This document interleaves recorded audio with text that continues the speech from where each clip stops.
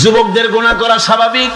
ইউনিভার্সিটির ছাত্র, কলেজের ছাত্র, প্রফেসর, শিক্ষক, অফিসার ঘুষ খেয়েছেন, জিনা করা হয়েছে, মদ খাওয়া হয়েছে, মিথ্যা কথা বলা হয়েছে, যাই কিছু করেন না কেন ভয় পাওয়ার কারণ নাই, নিরাশ হওয়ার কোনো দরকার নাই। আল্লাহ পাক ডেকে বলেছেন, কুল ইয়া ইবাদিয়াল্লাযীনা সারাফু আলা আনফুসিহিম লা তাকনাতু মির রাহমাতিল্লাহ। আরে আমার আল্লাহর মতো এত ভালো আর কেউ আছে? এত দরদ আর কারো আছে? আমার আল্লাহ বলেন, ও নবী আপনি শোনায় দেন, হে আল্লাহর বান্দারা, তোমরা যারা নিজেদের উপরে বাড়াবাড়ি করেছো, নিজেদের উপরে জুলুম করেছো, অত্যাচার করেছো, আমি আল্লাহর রহমত থেকে নিরাশ হয়ে যেও না। মানুষ যদি অপরাধ করে, বাপের সাথে অপরাধ করেছে, মায়ের সাথে অপরাধ করেছে, মা বাবা সন্তানের চাইতে এত বড় কল্যাণকামী তো আর কেউ নাই, কিন্তু মা বাবা কোনোদিন বলে না আয় আমার ছেলে তোরে মাফ করে দেই, এরকম বলে নাকি? মন চায় ছেলে যদি মাপ চাইতো, খুশি হয়ে মাফ করে দিতাম, কিন্তু কেন যে আসে না, ডাকে না যে আয় মাফ করে দেই। মা বাপ আপনাকে এত ভালোবাসে, সেই মা বাপও আপনাকে বলে না যে আয় মাফ করে দেই। আমার আল্লাহ হচ্ছেন এমন আল্লাহ, আল্লাহ রাব্বুল আলামিন ডাকেন, এ বান্দা খুন করেছিস ফিরে আয়, জিনা করেছিস ফিরে আয়, হত্যা করেছিস ফিরে আয়, চুরি করেছিস ফিরে আয়, কুফরি করেছিস ফিরে আয়, সুদ খেয়েছিস, ঘুষ খেয়েছিস, মদ খেয়েছিস ফিরে আয়, এসে আমার দরবারে চোখের পানি ফেল, আমার দরবারে কাঁদাকাটি কর। ইন্নাল্লাহা ইয়াগফিরুয যুনুবা জামিআ ইন্নাহু হুয়াল গফুরুর রহিম। আমার দরবারে চোখের পানি ফেলে কাঁদ, আমি রব্বুল আলামিন জিন্দেগীর গুনাহ মাফ করে দেব।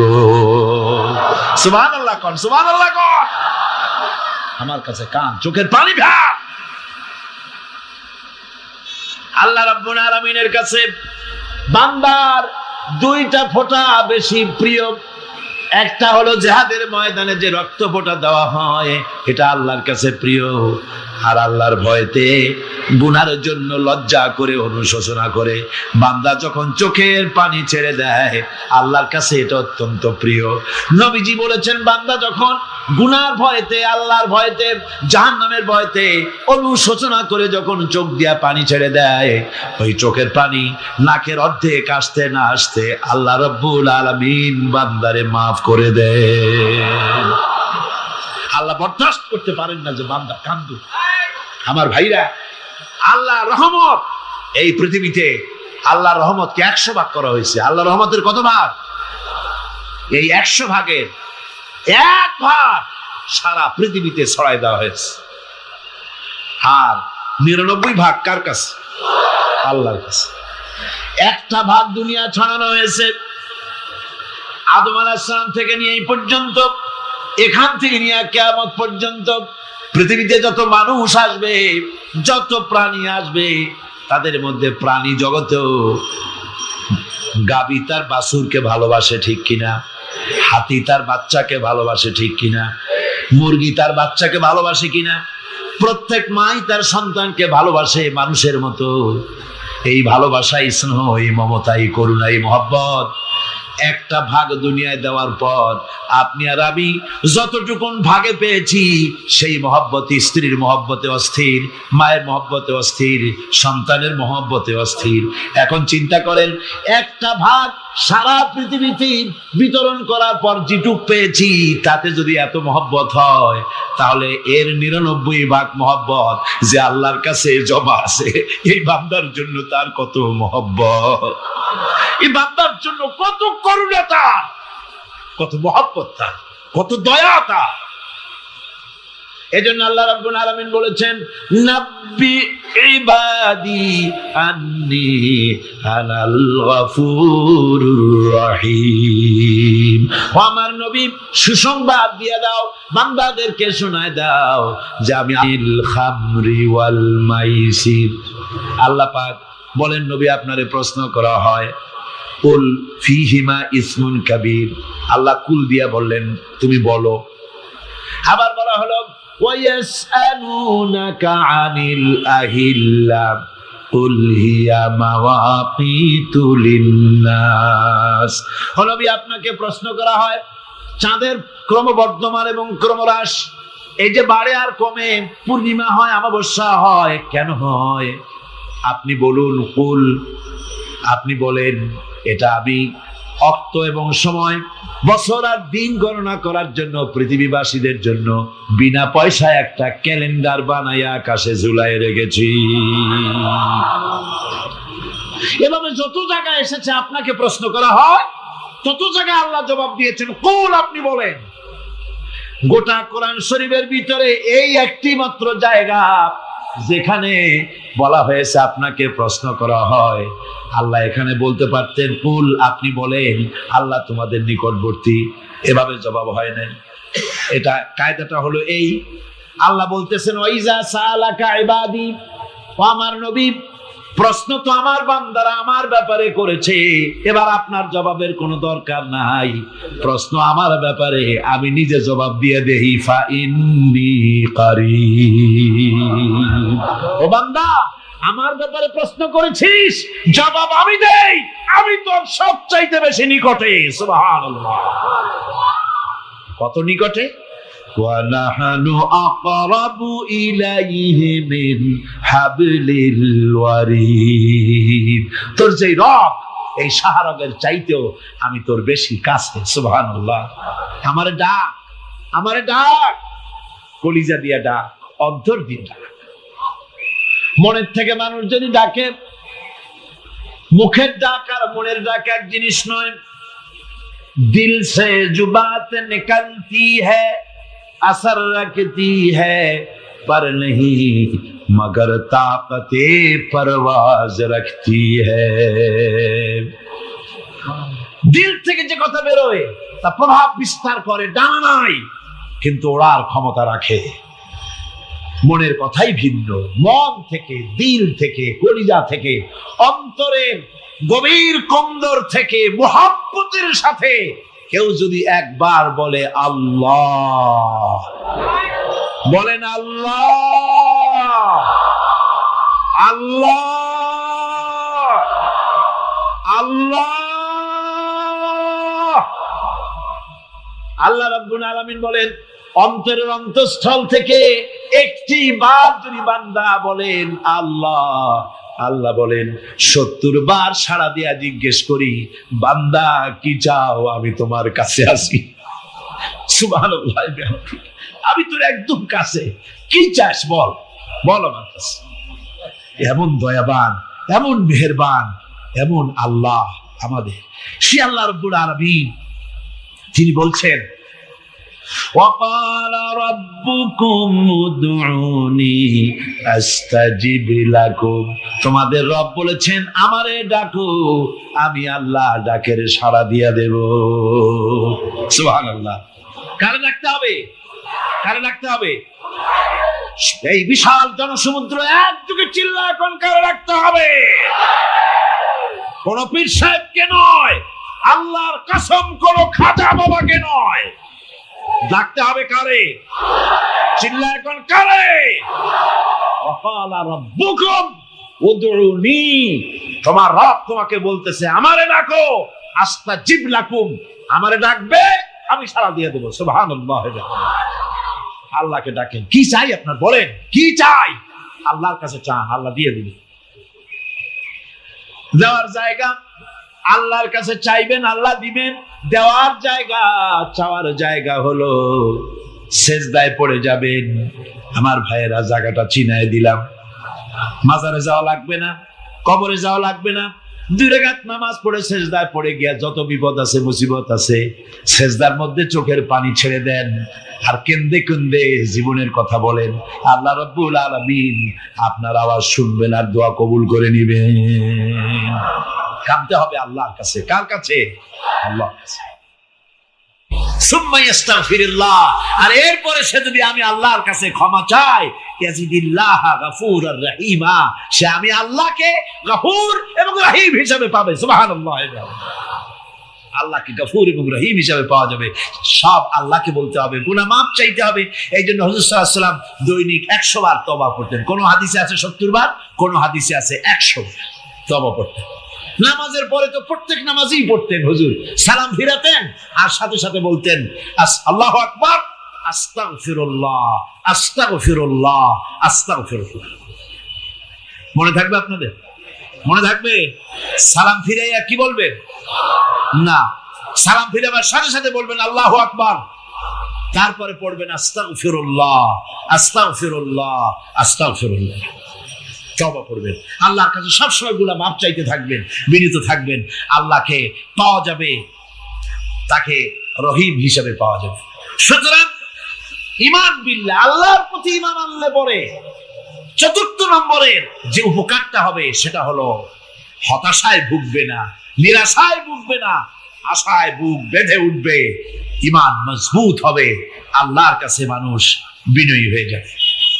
এবার 5 নম্বরের উপকার আমি বলছিলাম, ঈমান বিল্লাহ, আল্লাহর প্রতি ঈমান আনলে পরে অসংখ্য উপকার হয়, অসংখ্য বৈশিষ্ট্য আছে।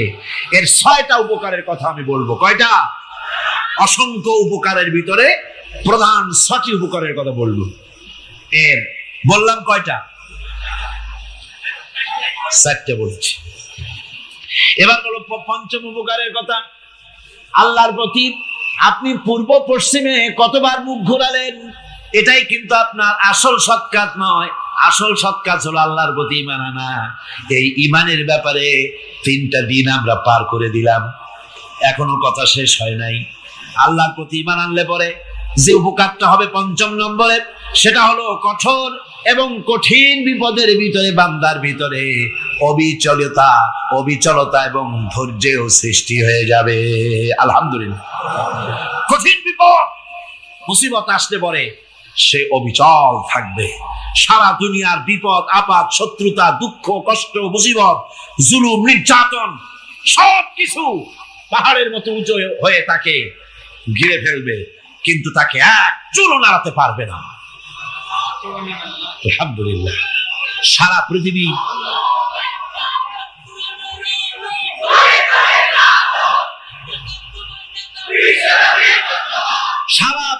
একদিকে আর সে একা একদিকে থাকবে। বিরোধিতা তো হবেই, বিপদ তো আসবেই।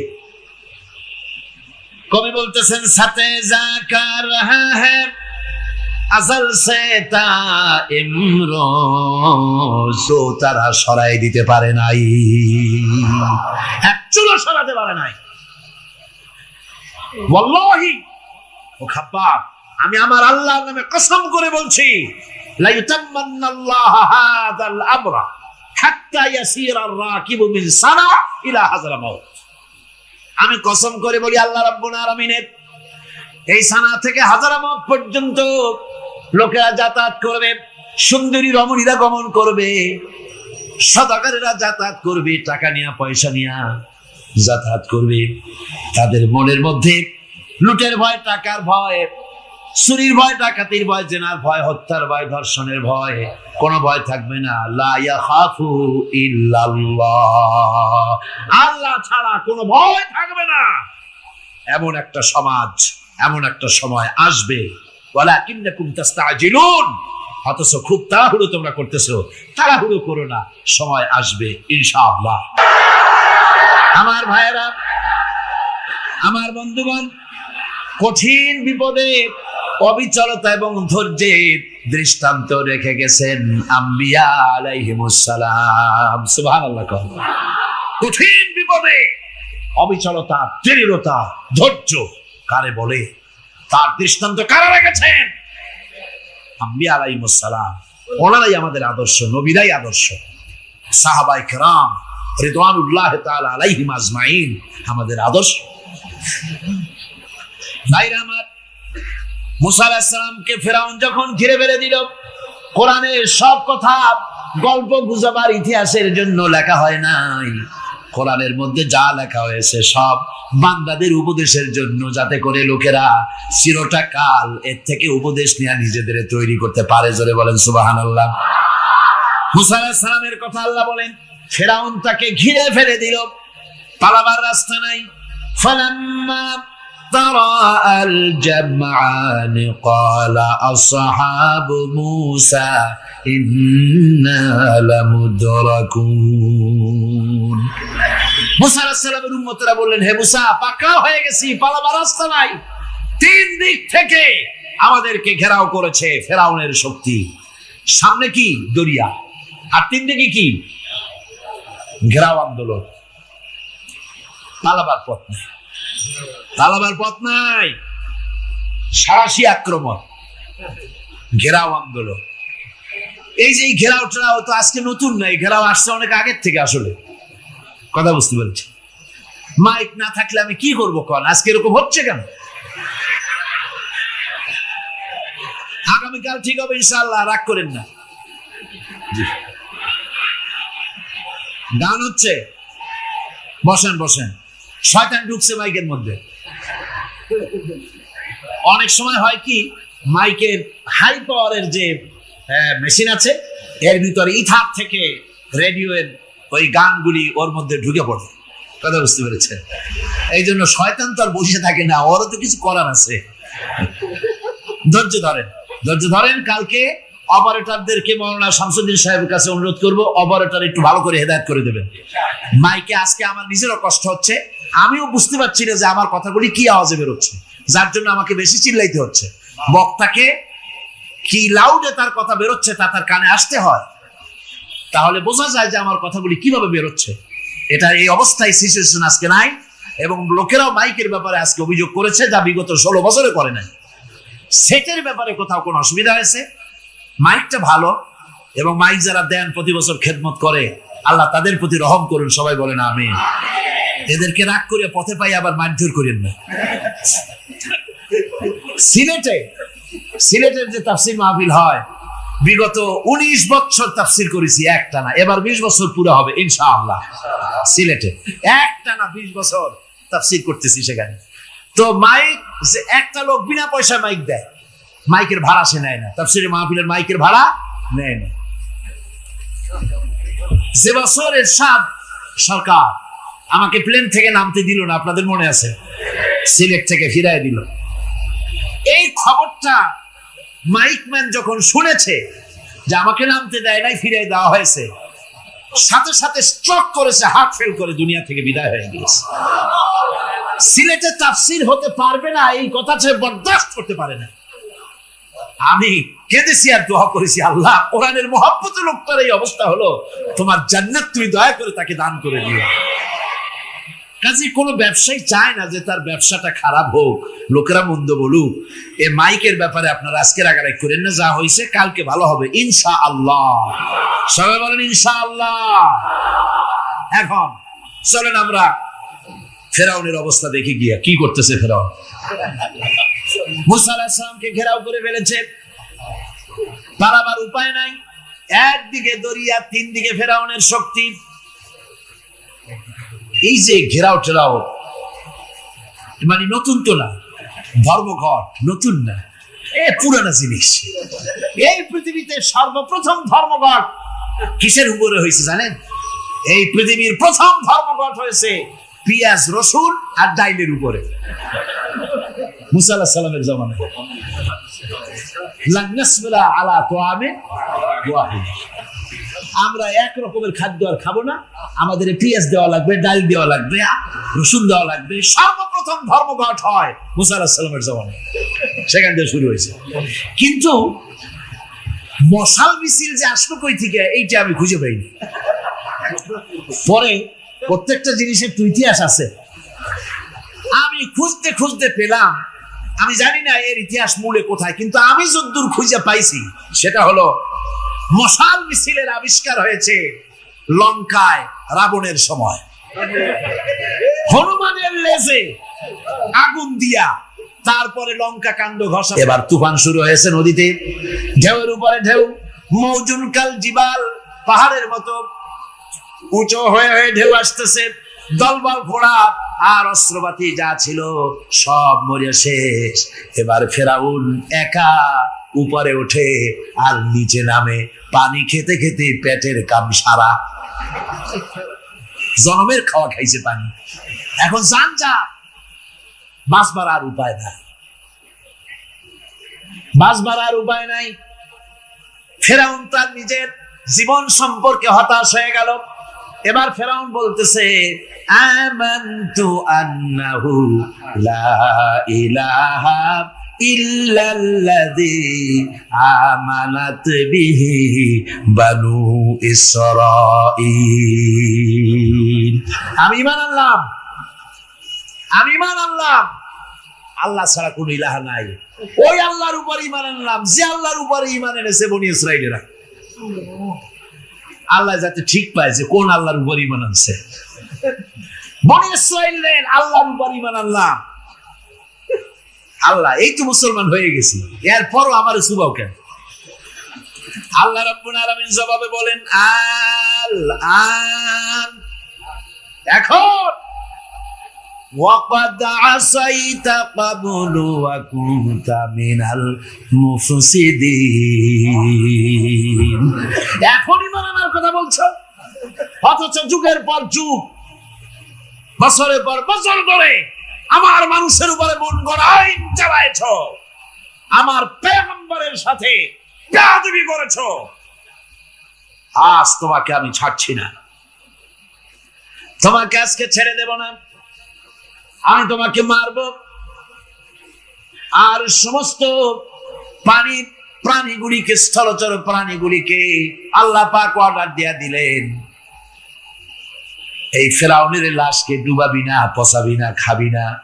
আল-ইয়াওমা নুনাজ্জিকা বিবাদানিক, আমি তোমার শরীরে বাঁচায় দেব।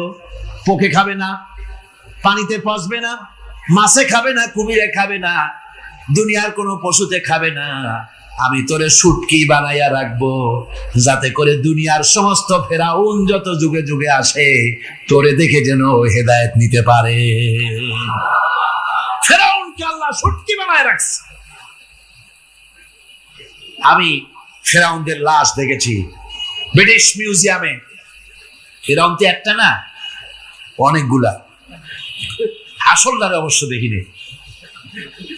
ব্রিটিশ মিউজিয়ামে ওই ফেরাউন গুলার লাশ যখন অসুবিধা হয়, মমিগুলি, তখন ইংল্যান্ডে নিয়ে যায় চিকিৎসা করাবার জন্য।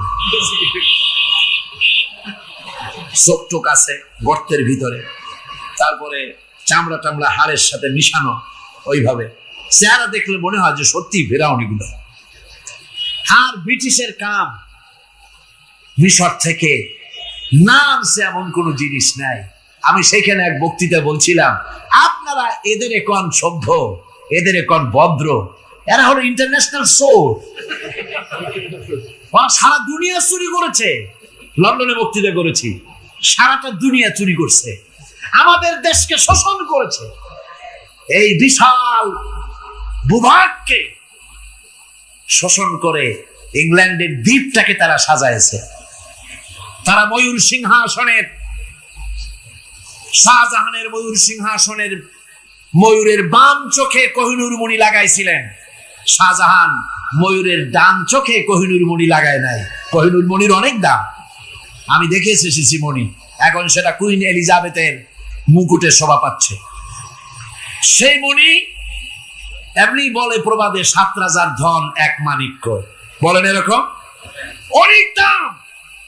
শাহজাহান দেখালেন, আমি মুসলমান, আমার কাছে এটার দাম নাই, এই জন্য ময়ূরের ডান চোখে লাগালাম না, বাম চোখে লাগাই দিলাম। এইটারে চুরি করছে। তারপরে মিশর থেকে, মিশরের মুমি চুরি করেছে, জুতা চুরি করছে, ছাতি চুরি করছে, পিসা চুরি করেছে। আমি বললাম, এগুলা কি ভদ্রলোক নাকি? এরা জুতা চোর, পিসা চোর, লাঠি চোর, সব চুরি করেছে।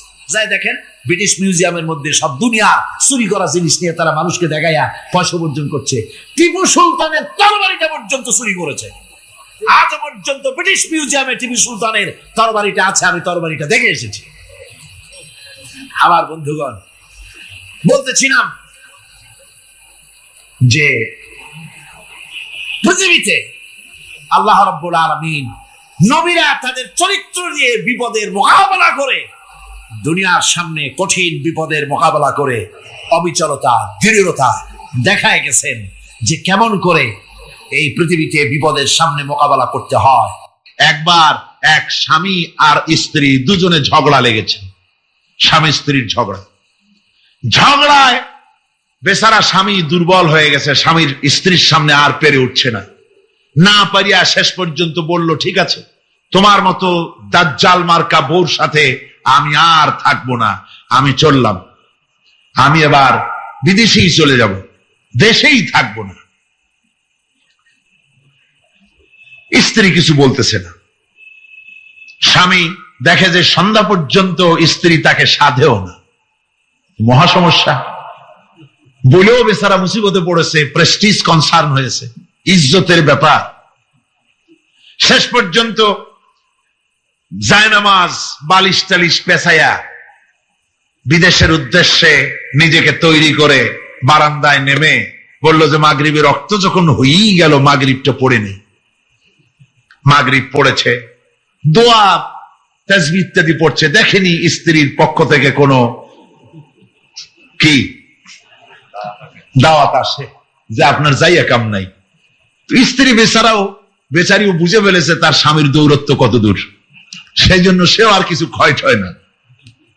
এশা রক্ত যখন হয়ে গেছে তখন বিড়বিড় করে স্বামী বেচারা বলছে, মানুষ নাকাউয়ার জাত, সন্ধ্যার আগে ছিলাম কোথায় আর এখন আসলাম কোথায়। বউ ঘরে বসে কয় যে বুঝছি, আর যাওয়া লাগবে না বিদেশে। ঘরের থেকে বারান্দায় নামি তুমি বলো মানুষ না কাউয়ের জাত, সন্ধ্যায় ছিলা কোথায়, এখন নামছো কোথায়, তোমার আর বিদেশে যায় কাম নাই, তুমি ঘরে এসে মশারির মধ্যে ঢোকো। বুঝলেন? তো পৃথিবী থেকে মাত্র 2,32,000 মাইল দূরে চাঁদ, সেই চাঁদে অবতরণ করে বলছে মোহাম্মদ সাল্লাল্লাহু আলাইহি ওয়াসাল্লাম কি চাঁদে গেছে? আরে বেকুব, 2,32,000 মাইল দূরের চাঁদ নয়, 9,30,00,000 মাইল দূরের সূর্য নয়, কোটি কোটি সহস্র কোটি মাইল দূরের গ্যালাক্সি নয়, মিল্কি ওয়ে নয়, সমস্ত তারকারাজি গ্রহ পুঞ্জ সব কিছুকে পেরিয়ে গিয়ে 7 আকাশ ফুড়ে মুহাম্মদ সাল্লাল্লাহু আলাইহি সাল্লাম আরশে আজিম ভ্রমণ করেছেন, যা পৃথিবীর কোন বিজ্ঞানের পক্ষে সম্ভব নয়। সুতরাং মুহাম্মদ সাল্লাল্লাহু আলাইহি সাল্লাম সর্বকালের সর্বযুগের সব ব্যাপারে শ্রেষ্ঠ মহান ব্যক্তিত্ব। এরপরে আল্লাহ রাব্বুল আলামিন বলছেন, وَخَلَقْنَاكُمْ أَزْوَاجًا, আমি তোমাদের নারী এবং পুরুষের জোড়া পয়দা করেছি। অর্থাৎ এই পৃথিবীতে আল্লাহ রাব্বুল আলামিন মানুষের একটি সেক্স পয়দা করেন নাই, দুটি প্রকার করেছেন, একটি হচ্ছে নারী আর একটি পুরুষ। এই নারী আর পুরুষ আল্লাহ পাকের এটি একটি বিরাট কুদরত। এই নারী এবং পুরুষ সৃষ্টি করে পরস্পরের প্রতি আল্লাহ আকর্ষণ সৃষ্টি করেছেন। দুজনের একের প্রতি অপরের আকর্ষণ আল্লাহ পাক নিজেই সৃষ্টি করে দিয়েছেন। ওয়ামিন আয়াতিহি আন খালাকা লাকুম মিন আনফুসিকুম আজওয়াজান লিতাসকুনু ইলাইহা ওয়া জাআলা বাইনাকুম মাওয়াদ্দাতাও ওয়া রাহমা। আমার অনেক নিদর্শনাবলীর মধ্যে এটিও একটি নিদর্শন যে আমি তোমাদের থেকে তোমাদের স্ত্রীদেরকে তোমাদের জোড়া পয়দা করেছি। আর কি করেছি, কেন করেছি? লিতাসকুনু ইলাইহা, যাতে করে তোমরা পরস্পরের কাছ থেকে শান্তি, প্রীতি, প্রেম, ভালোবাসা, মহব্বত লাভ করতে পারো। এটা আমার নিদর্শন একটি। কিরকম নিদর্শন? ভিন্ন পরিবেশে লালিতা পালিতা একটি মেয়ে ভিন্ন পরিবেশে লালিত পালিত একটি পুরুষের সঙ্গে যখন বিবাহ হয়ে যায়, আল্লাহ রাব্বুল আলামিন বলেন, আমি তখন একের প্রতি অপরের মহব্বত আর ভালোবাসা আমি আল্লাহ তৈরি করে দেই। ওই মেয়েটি জানার কথা না, মেয়েটির বাড়ি হচ্ছে লংলা, শ্রীমঙ্গল, বিয়ে হয়েছে দিনাজপুর। দিনাজপুরের লোকেরা বোয়াল মাছ খায় না, কিন্তু এখানের লোকেরা বোয়াল মাছ খুব পছন্দ করে। কথা বুঝতে পেরেছেন? এখানে কথাবার্তা একরকমের, সেখানের কথাবার্তা আর এক রকমের। এই দুইটা মিলাইয়া খিতে হয়েছে তো খিতে হয়েছে। কথা বুঝতে, এখন উপায়টা কি? অথচ এই দুই স্বামী স্ত্রীর মধ্যে আল্লাহ পাক কি মহব্বত পয়দা করে দেন, একজন আরেকজনের জন্য জীবন দিতে প্রস্তুত হয়ে যায়। সুবহানাল্লাহ পড়েন। আল্লাহ রাব্বুল আলামিন বলেন, ওয়াজআলা বাইনাকুম মাওয়াদ্দাতান, প্রথমে তো ভালোবাসা সৃষ্টি করি, প্রেম সৃষ্টি করি। বিবাহ হওয়ার পর যে ভালোবাসা হয়, বিশেষ উদ্দেশ্যকে সামনে রেখে ওই ভালোবাসা হয়। এরপরে যখন বয়স বাড়তে থাকে, যখন বার্ধক্য আসে, তখন ওই ভালোবাসাটা আর থাকে না যেটা ছিল প্রথম। সেটা আমি ওয়াজআলা বাইনাকুম মাওয়াদ্দাতান ওয়া রাহমা, মাওয়াদ্দা তখন রহমতে পরিণত হয়ে যায়। প্রথমে থাকে একটা প্রেম কেন্দ্রিক ভালোবাসা। পরবর্তী সময় যখন স্বামী বুড়ো হয়ে যায় আর স্ত্রী যখন বুড়ি হয়, তখন আল্লাহ পাক বলেন, আমি উভয়ের মধ্যে সহৃদয়তা, করুণার সৃষ্টি করে দেই। পরস্পরের প্রতি আকর্ষণ তখন আরো বাড়িয়ে দেই। একজন আর একজন ছাড়া চলে না, বুড়ার বুড়ি ছাড়া উপায় থাকে না। ঘরের মধ্যে ফ্রিজ আছে, কালার টিভি আছে, তারপরে সুন্দর বিছানাপত্র আছে, কোন জিনিসের অভাব নাই বুড়া। হঠাৎ করে বুড়ি একদিন মারা গেল, বুড়ায় কয়, আমি গৃহশূন্য হয়ে গেছি। সব আছে, তারপরেও যে গৃহশূন্য হয়ে গেছি, তার মানে গৃহের প্রাণটাই চলে গেছে। বুড়া বয়সে সন্তান খোঁজ খবর নেয় না, সন্তানের বউ খোঁজ খবর নেয় না। বুড়ার গরম পানিটা, উজুর পানিটা, তার খাবারটা, তার পানটা, তার যা প্রয়োজন বুড়ি সব এগিয়ে নিয়ে আসে। আর বুড়াও বুড়ির জন্য তখন প্রথম জীবনের চাইতে আরো বেশি মহব্বত বাড়ে, বুড়ির দিকে খোঁজ খবর আরো বেশি করে নেয়। ঠিক কিনা কন? বুঝবেন যারা বুড়া আর বুড়ি আছেন। আল্লাহ পাক বলেন, এটা আমি করি। কে বলছেন এ কথা? আল্লাহ পাক বলছেন, আমি করি। এ মহব্বত আল্লাহর দান। দেখুন, রাসূল করিম সাল্লাল্লাহু আলাইহি ওয়াসাল্লামের ঘরে দৌলত ছিল না, কিন্তু মহব্বত দিয়ে ঘরটা ভরা ছিল। সুবহানাল্লাহ বিহামদি। দৌলত ছিল না, মহব্বত দিয়ে ভরা ছিল। হযরত আয়েশা সিদ্দিকা রাদিয়াল্লাহু তাআলা আনহা বলেছেন, আমি গ্লাসে পানি পান করে রেখে দেওয়ার পর রাসূলুল্লাহ গ্লাসটা হাতে নিয়ে আমি যেখানে ঠোঁট লাগিয়ে পানি পান করেছি, আল্লাহ নবী ওইখানেই ঠোঁট লাগায়া পানি পান করতেন। মুহাব্বত। হযরত আয়েশা বলেন, আমি গোশত খেয়ে, হাড্ডি খেয়ে হাতে ধরে রেখেছি, খাবো বা রাখবো, আল্লাহ নবী তখন আমার হাতের থেকে গোশত বা হাড্ডিটা আমার হাত করবে। মেয়েকে আগে দাও। হুজুর সাল্লাল্লাহু আলাইহি ওয়াসাল্লাম তার কলিজার টুকরা মেয়ে ফাতেমাকে মহব্বত করতেন, এত মহব্বত করতেন, কোন দিকে যাওয়ার আগে সকলের সঙ্গে দেখা করে শেষে দেখা করতেন হযরত ফাতেমার সঙ্গে।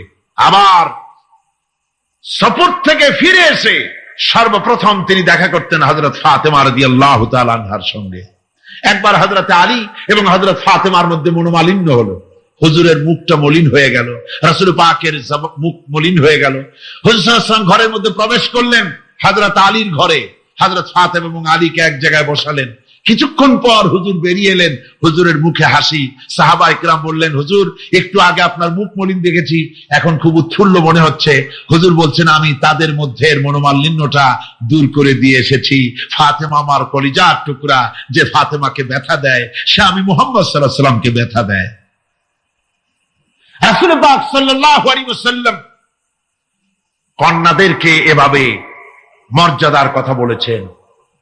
এই কন্যা আস্তে আস্তে যখন বড় হয়ে যায়, যখন বধূ হয়, বধূ হিসেবে তার মর্যাদা ইসলাম কতখানি দিয়েছে, রাসূল পাক সাল্লাল্লাহু আলাইহি ওয়াসাল্লাম কতখানি দিয়েছেন আপনারা লক্ষ্য করেন। হাদিস শরীফ পড়া নাই, জানা নাই বলে আজকে এক শ্রেণীর নারীরা তারা কমিউনিস্টদের খপ্পরে পড়ে, সমাজতন্ত্রের খপ্পরে পড়ে, নাস্তিকদের খপ্পরে পড়ে গোটা মহিলা সমাজকে চেষ্টা করতেছে ইসলাম থেকে দূরে সরাবার জন্য, ঠিক কিনা কর? হযরত আয়েশা বলেছেন, আমি যখন ঘরে কাজ করতেছি, হুজুর বাইরের থেকে এসে দেখেছেন আমার রান্না করতে দেরি আছে, খাবার দাবার এখনো রেডি হয় নাই, হুজুর ক্ষুধার্ত, কিন্তু হুজুর ভুরু কুঞ্চিত করেননি, হুজুর বিরক্ত হননি, হুজুর আমাকে গালমন্দ করেননি, আমার কাছে বসে তিনি আমার রান্নার সহযোগিতা করেছেন। সুবহানাল্লাহি ওয়া বিহামদিহি, জোরে বলেন সুবহানাল্লাহি ওয়া বিহামদিহি। ভাইরা আমার, হযরতে আয়েশা সিদ্দিকা রাদিয়াল্লাহু তাআলা আনহা বয়সে কম ছিলেন অন্যদের চাইতে। বিশ্বনবী সমস্ত রাজকার্য, রাষ্ট্রীয় কার্য, নবুয়তের দায়িত্ব পালন করে স্ত্রীর হক আদায় করতে ভুলে যাননি। আধো আধো জ্যোৎস্না প্লাবিত রাত রাসূলুল্লাহ হযরত আয়েশাকে বলছেন, চলো আমরা একটু পায়চারি করে আসি বাইরের থেকে। ঘুরতে ঘুরতে হুজুর বলছেন, দেখো তো ওই যে দূরে দেখা যায় একটা জিনিস, চলো আমরা দৌড় দেই, দেখি কে আগে ওই জায়গায় পৌঁছতে পারে। দুজনে মিলে দৌড় দিলেন। হযরত আয়েশা বললেন, আমি হুজুরকে পেছনে ফেলে দ্রুত গতিতে আমি দৌড়ে লক্ষ্যবস্তুর কাছে চলে গেলাম। হুজুর সাল্লাল্লাহু আলাইহি ওয়াসাল্লাম যখন ধীরে সুস্থে আমার কাছে এলেন, আমি বললাম, দেখছেন আপনি কিন্তু আমার সাথে দৌড়ে পারেন নাই। হযরত আয়েশা বলছেন, এর কিছু কাল পরে আবার একদিন রাসূলুল্লাহ দৌড় প্রতিযোগিতার ব্যবস্থা করলেন, দৌড় দিলাম। হযরত আয়েশা বলছেন, সেই সময়ের তুলনায় আমার শরীর কিছুটা স্থূল এবং ভারী হয়ে গেছে, আমি দৌড়াইয়া পারলাম না, আমি পেছনে পড়ে গেলাম। হুজুর আমার আগে চলে গেলেন লক্ষ্যবস্তুর কাছে। আমি হাঁপাতে হাঁপাতে যখন রাসূলের কাছে চলে গেছি, রাসূল পাক মুস্কি হেসে আমাকে বললেন, আয়েশা, ওই সেই দিনের প্রতিশোধ আজকে নিলাম। সুবহানাল্লাহি ওয়া বিহামদিহি, সেদিনের জবাব আজকে দিয়ে দিলাম। স্বামী স্ত্রীর দাম্পত্য জীবনের এই দৃশ্য কতখানি উপভোগ্য।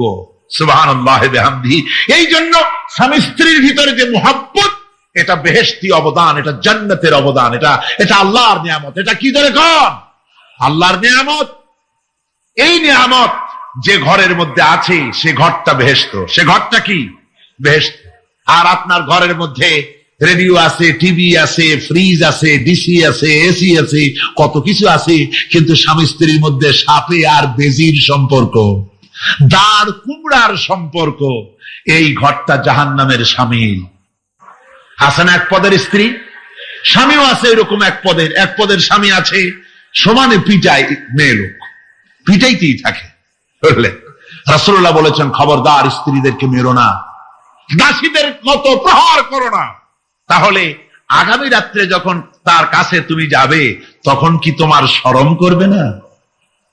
রাসূল পাক সাল্লাল্লাহু আলাইহি ওয়াসাল্লাম নারী পুরুষের সমান অধিকার দিয়েছে। ভালোবাসা এবং মহব্বত থাকতে হবে, একে অপরের উপরে বাজিমাত করার প্রতিযোগিতা থাকা উচিত নয়। স্বামী হয়েছেন বলে তিনি একেবারে নওয়াবজাদা নসরুল্লাহ খান হয়ে যাবে, তা না। আবার স্ত্রী স্বামীকে গোলাম হিসাবে ব্যবহার করবে, তাও না। ভালোবাসা, শ্রদ্ধা, পারস্পরিক মহব্বত হিসেবে মর্যাদা সমান রাখা হয়েছে। কিন্তু মাঝে মধ্যে দেখা যায়, কিছু অভিযোগ পাওয়া যায়, স্ত্রীরা এমনও করে স্বামীকে একেবারে গোলামদের মতোই রাখে। এই রকমের এক শ্রেণীর আছে। সমান অধিকারের চিন্তা নিয়ে স্বামী নির্যাতনের কোনো প্রশ্নই ওঠে না। রাসূলুল্লাহ আবার মর্যাদা পুরুষের এক ধাপ বাড়ায় দিয়েছেন। আল্লাহর নবী বলেছেন, এই পৃথিবীতে মানুষকে যদি আমি মানুষের সামনে সেজদা করার জন্য যদি অর্ডার করতাম, তাহলে দুনিয়ার সমস্ত নারীদেরকে অর্ডার করতাম তার স্বামীকে সেজদা করার জন্য। মর্যাদা বাড়ানো রয়েছে, কিন্তু অধিকার সমান, সমান অধিকার দেওয়া হয়েছে। ইসলাম নারীর অধিকার দিয়েছে, স্বামী স্ত্রীর মহব্বত এবং ভালোবাসা সৃষ্টি করে দিয়েছেন। এটা আল্লাহর নিয়ামত। আমার বন্ধুগণ, আজকে আমার সমাজে বলা হচ্ছে নারীদেরকে ঠকাইছে ইসলাম। বলে কি দিয়ে ঠকানো হলো? বলে ইসলাম ঠকিয়েছে একটা ছেলে সমান দুইটা মেয়ে। একটা ছেলেতে যা পাবে দুইটা মেয়েতে তাই পায়, এই জন্য মেয়েকে ঠকানো হয়েছে। একথা বলেছেন আমাদের দেশের সুপ্রিম কোর্টের একজন চিফ জাস্টিস, অবসরপ্রাপ্ত, নাম নেব না আমি।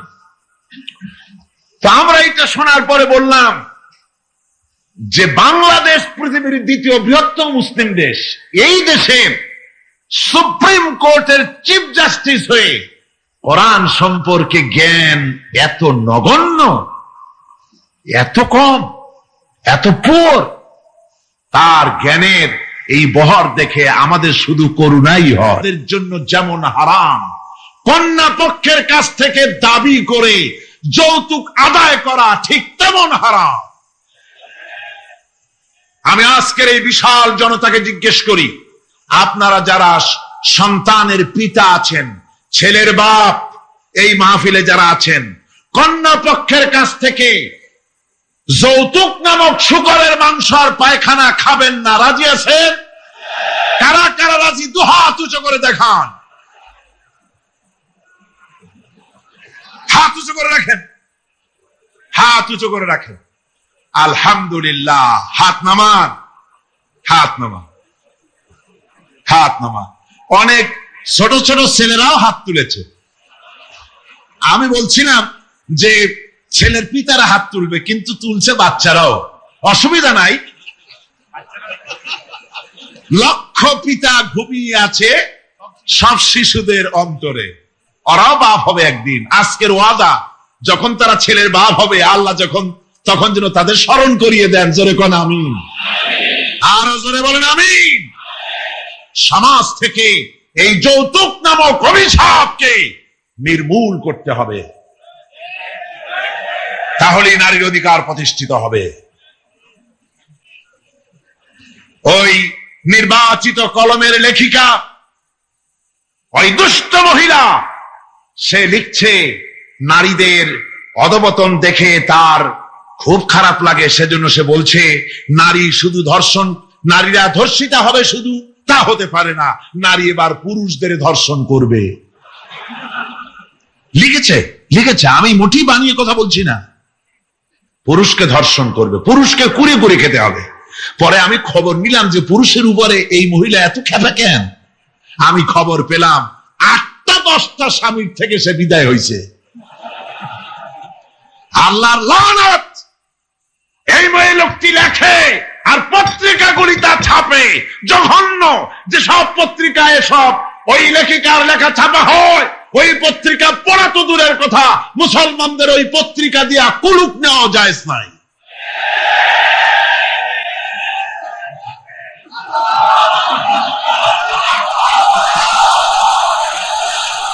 আমার মুসলমান ভাইরা, নারীর সম্মান কে দিল? জোরে বলেন, কে দিল?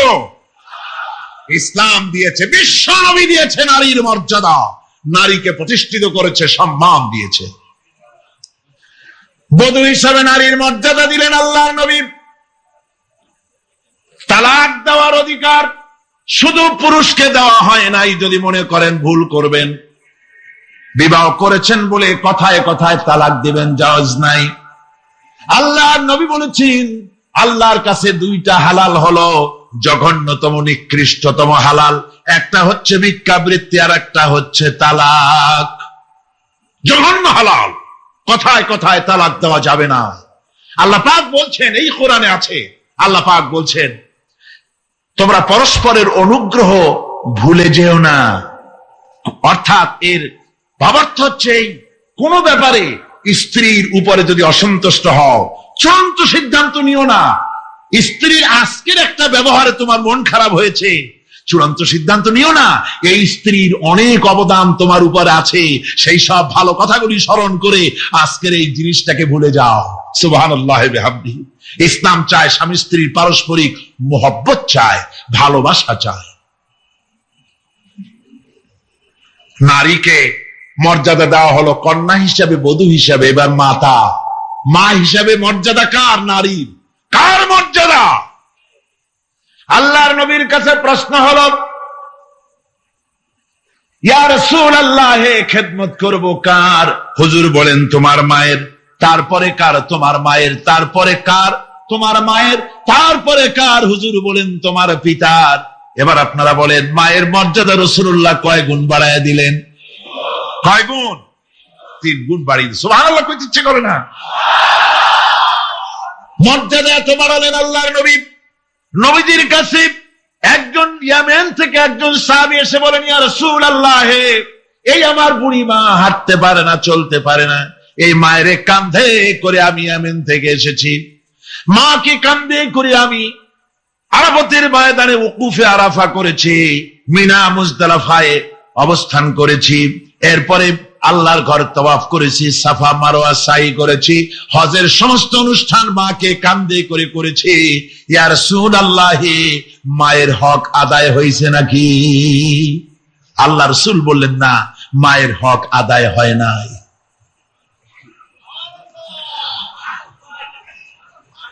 বুকের চামড়া দিয়ে মা সন্তান যদি মায়ের পায়ের জুতা তৈরি করে দেয়, এক ফোঁটা দুধের হক আদায় হবে না। এমন সময় তোমার ছিল যখন তুমি গলা শুকিয়ে যাচ্ছে, কথা বলতে পারো না, তোমার ভাষা কান্না। ভাষা কি? ছোট্ট শিশু, ভাষা তার কান্না। ক্ষুধা লেগেছে বলতে পারে না, পিপাসা লেগেছে বলতে পারে না। ওই বাচ্চা যখন কাঁদতে থাকে, মায়ের কলিজার সঙ্গী স্নেহের তার জোড়ানো আছে, মায়ের কলিজায় আঘাত লেগে যায়। মায়ের হাতে যত কাজ থাকুক না কেন, সমস্ত কাজ ফেলে রেখে বাচ্চাটাকে কোলের সাথে জড়াইয়া দুধটা মুখের মধ্যে দিয়ে দেয়।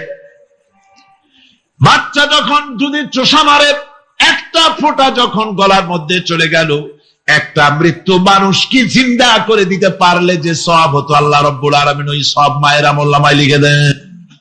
পীর সাহেবের সামনে আমি পীরের বিরোধী নই, হক্কানি পীরদের বিরোধী নই, আসল কথাটা শোনাচ্ছি।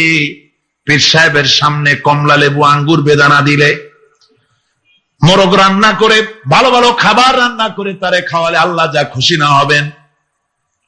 আপনার বুড়া বাপ বুড়ি মা, তাকে যদি কাছে বসাইয়া ভালো করে রান্না করে ওই খাবারটা যদি নিজের বুড়া মা বা বুড়ি মাকে যদি খাওয়াই দিতে পারেন, আল্লাহ রাব্বুল আলামিনের আরশে আজিম খুশি হয়ে যায়।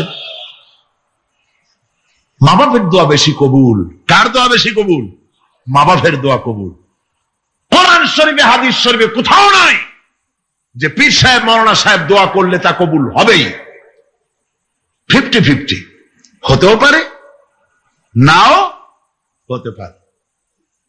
রাসূলুল্লাহ বলেছেন, তিনজনের দোয়া অবশ্যই কবুল হবে। মুস্তাজাবুদ দাওয়াত হচ্ছেন তিনজন, তিনজনের দোয়া কবুল হয়ে যাবে। একজন হতেছে মুসাফির, প্রবাস জীবন যাপন করে কসরের নামাজ পড়ে, তার দোয়া কবুল। 2 নম্বরে মাজলুম ব্যক্তি, যে অত্যাচারিত, তার দোয়া আল্লাহর দরবারে মঞ্জুর। 3 নম্বরে মা বাপ যদি সন্তানের জন্য দোয়া করে, আল্লাহ রাব্বুল আলামিন ওই দোয়া কবুল করে নেন। অবশ্যই দোয়া মঞ্জুর। মা বাপের দোয়া তার সন্তানের জন্য অবশ্যই মঞ্জুর। 100% সিউরিটি কে দিয়েছেন? রাসূল পাক সাল্লাল্লাহু আলাইহি ওয়াসাল্লাম বলেছেন। সুতরাং যেখানে 100 ভাগ সম্ভাবনা, সেখানে যায় না। সেখানে একটা চাদর নাই এই শীতে, কাপড় নাই, মশারি নাই, খাবার নাই, আর কোথাও কোনো হুজুরের নাম শুনলে ভালো ভালো খাবার নিয়ে হুজুরের সামনে হাজির। উল্টা কাম হইতেছে না? কন উল্টা কাজ হচ্ছে না? মা বাপের দোয়া বেশি কবুল হবে। হযরতে বাইজিদ বুস্তামি রাহমাতুল্লাহ আলাইহি, বাচ্চা মানুষ, মা অসুস্থ, গভীর রাত্রে মায়ের ঘুম ভেঙে গেছে, বলছে বাবা পিপাসায় অস্থির হয়ে গেছে, তাড়াতাড়ি করে একটু পানি নিয়ে আসো। ছেলে পানি আনতে গেল, পানি আনতে দেরি হয়ে গেছে, এসে দেখে মা ঘুমিয়ে গেছেন। মায়ের শিয়রে দাঁড়ায় আছেন পানি নিয়ে, ঠান্ডার রাত, ফজরের রক্ত হয়ে গিয়েছে, মায়ের ঘুম ভেঙে গেল। ঘুমের থেকে জেগে দেখে ছেলে কাঁদতেছে, হাতে পানির গ্লাস। বাবা কাঁপো কেন, পানি কেন হাতে? ছেলে বলে, মা তোমার কি মনে নাই, পানি চেয়েছিলে, ঘরে পানি ছিল না বলে বাইরের থেকে পানি এনে এনে দেখি তুমি ঘুমায় গেছো। মা বলছে, বাবা গ্লাসটা আমার শিয়রে রেখে তুমি ঘুমাইলে না কেন? ছেলে বলে, মা পানি নিয়ে দাঁড়িয়ে রইলাম, আবার যদি তোমার ঘুম ভাঙে পানি চাও, সময় মতো যদি দিতে না পারি তোমার কষ্ট হবে, তাই পানি নিয়ে সারা রাত তোমার শিয়রে দাঁড়ানো। মা তাড়াতাড়ি করে কলিজার টুকরা সন্তান শিশু বাইজিদকে বিছানায় কম্বল দিয়া ঘুম পড়ায় নিয়া উজু করে ফজরের নামাজ আদায় করে সেজদায় পড়ে কাঁদেন আর বলে, রব্বুল আলামিন আমার কচি বাইজিদ আমার জন্য যা করলো, আমার কলিজা খুশি হয়ে গেছে। আল্লাহ, আমি মা হয়ে আমার বাইজিদের জন্য দোয়া করি, তুমি আমার বাইজিদকে সুলতানুল আরিফিন বানাইয়া দিও। রব্বুল আলামিন দোয়া মঞ্জুর করলেন। মা বাপের দোয়া আল্লাহর দরবারে বেশি কবুল হয়ে যায়। আল্লাহ পাক বলেন, মা বাপ এত কষ্ট করেছে তোমার জন্য, ওয়াসাইনাল ইনসানা বিওয়ালিদাইহি ইহসানা হামালাতুহু উম্মুহু কুরহা ওয়া ওয়াদাআতুহু কুরহা। আমি বিশ্বের সমস্ত মানুষকে অর্ডার করেছি, তোমরা তোমাদের নসিহত করেছি, উপদেশ দিয়েছি, তোমরা তোমার মা বাপকে সম্মান করবে। তোমার মা, আল্লাহ বলছেন, কে বলছেন? তোমার মা তোমাকে গর্ভধারণ করেছে অত্যন্ত কষ্টের সাথে, ডেলিভারিও করেছে অত্যন্ত কষ্টের সাথে। তোমার মা তুমি গর্ভে থাকাকালীন কত কষ্ট হয়েছে তা বোঝার জন্য তোমার গর্ভবতী স্ত্রীর দিকে তাকাও, তাহলে টের পাবা কি কষ্টটা তোমার মা তোমাকে নিয়ে করেছে। সুবহানাল্লাহ বিহামদিহি। আর মাকে আল্লাহ ধৈর্য দিয়েছেন। সন্তান হাঁটু দিয়া গুতা মারে, পেটের মধ্যে মাথা দিয়া গুতা মারে, তারপরে এই যন্ত্রণা, এই কষ্ট সহ্য করে সন্তান ডেলিভারি পর্যন্ত এই কষ্ট সইতে থাকে। আমার মাঝে মধ্যে চিন্তা হয় যে পুরুষের যদি গর্ভধারণের কোনো ব্যবস্থা থাকতো, আর পুরুষের যা মেজাজ, সন্তান হইলেই ঠ্যাং ধরে মারতো একটা আছাড়, যে পেটের মধ্যে বসিয়ে এত গুতুগুতি করছিলি কেন? কিন্তু মা, সুবহানাল্লাহ, সুবহানাল্লাহ বলেন। সবার খাওয়া দাওয়া হয়ে গেছে, মা তো আগে খাই না, সকলের খাওয়া দাওয়া হয়ে গিয়েছে। এক পেট ক্ষুধা নিয়ে খেতে বসেছে। শেষের দিকে বেলা 3:30 4টার মতো হয়ে গেছে, তখন খেতে বসেছে। কোলের মধ্যে অথবা পাশে তার বাচ্চা পায়খানা করে দিয়েছে। এতটুকু বিরক্ত হয় নাই।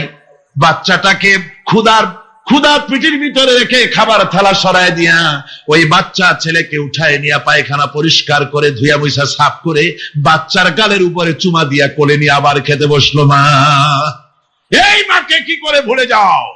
না ফরমান,